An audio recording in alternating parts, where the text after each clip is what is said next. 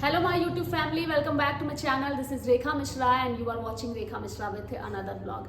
Guys, आज के video में मैं आपको बताने वाली हूँ कि टाइगर जयराम महतो के भोकाल से कौन सी पार्टी को सबसे ज्यादा नुकसान होने वाला है। अगर आप ये सोच रहे हैं कि जयराम महतो सिर्फ सुदेश महतो को नुकसान पहुंचाएंगे तो आप गलत सोच रहे हैं। जयराम महतो सिर्फ सुदेश महतो ही नहीं बल्कि आजसू के साथ साथ जेएमएम और भाजपा को भी वो नुकसान पहुंचाएंगे। और ये हम इसलिए कह रहे हैं क्योंकि आज हमारे पास एक डेटा है। वो डेटा बता रहा है कि लोकसभा चुनाव में उन्होंने 3 लाख से अधिक वोट ला करके गिरिडीह में सभी को चौंका दिया था और उसके बाद चर्चा में आ गए थे।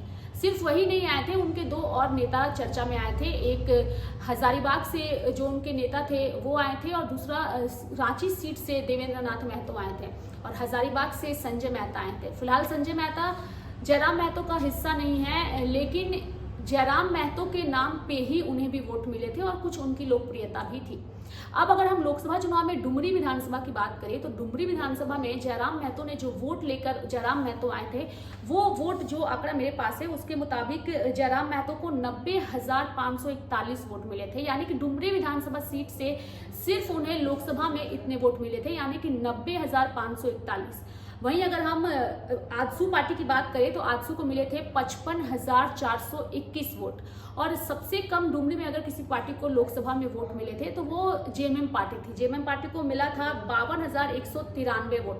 यानी कि अगर ये वोट लोकसभा के वोट अगर विधानसभा चुनाव में तब्दील इसी तरीके से हो जाते हैं तो आप जीत समझ सकते हैं कि किसे हो रहा है।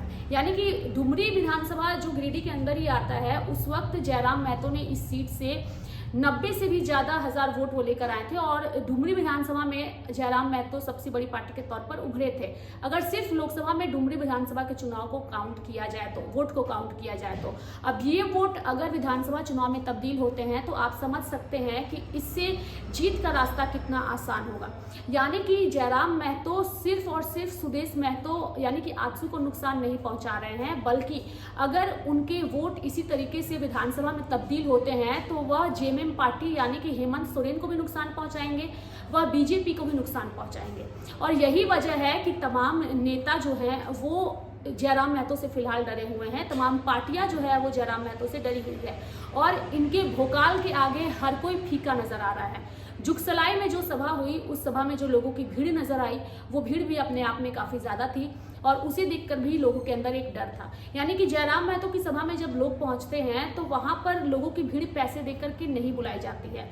वहीं अन्य पार्टियों की ओर से जो सभाएं होती है, जो कार्यक्रम आयोजित होते हैं, उन कार्यक्रमों में आपको भी पता है कि जो भीड़ आती है उस भीड़ को लाने का तरीका क्या होता है। यानी कि अलग अलग तरीके से चीजें सामने आती हैं, लेकिन सबसे बड़ी बात यह है कि टाइगर जयराम के भौकाल से फिलहाल सिर्फ सुदेश महतो को नुकसान नहीं होगा, अन्य लोगों को भी नुकसान होगा और इसीलिए हमने आपको ये आंकड़ा भी बताया है। आपको क्या लगता है कि क्या जयराम महतो के भोकाल से सिर्फ सुदेश महतो को नुकसान होगा या अन्य पार्टियों को भी होगा? आपको क्या लगता है कमेंट बॉक्स में कमेंट करके जरूर बताइएगा और अगर वीडियो पसंद आए तो चैनल को जरूर सब्सक्राइब करिएगा। Thank you so much.